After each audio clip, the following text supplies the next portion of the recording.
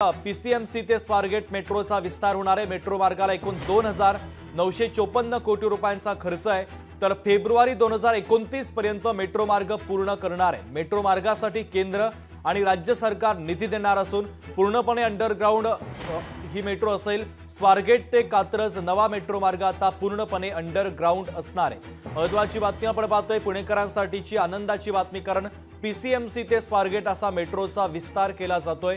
Metro मार्गाला एकूण 2954 कोटी रुपयांचा खर्च अपेक्षित आहे। फेब्रुवारी 2029 पर्यंत या नव्या मेट्रो मार्गाचं काम पूर्ण होणार आहे।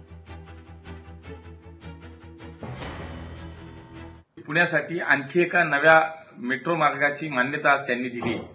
केंद्र सरकारने आज स्वारगेट ते कात्रज या 5.5 किलोमीटर भूमिगत मेट्रो मार्गाला मान्यता दिली आणि 2954 कोटी 2954 कोटी रुपयाला मान्यता दिली।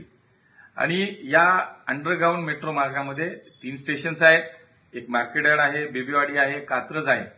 आणि अशा या नवीन प्रकल्पामुळे निश्चितच पुण्याच्या दक्षिण भागाच्या वाहतुकीचं चांगल्या प्रकारचं वाहतुकीवरती आपल्याला त्याचं नियोजन करता येईल, वाहतुकीची कोंडी टळेल आणि एक दक्षिण पुण्यातल्या नागरिकांना, एकूणच पुणेकरांना एक नवीन भेट माननीय मोदीजींनी आणि त्यांच्या सरकारने दिली। त्याबद्दल पुणेकरांच्या वतीनं खूप खूप धन्यवाद।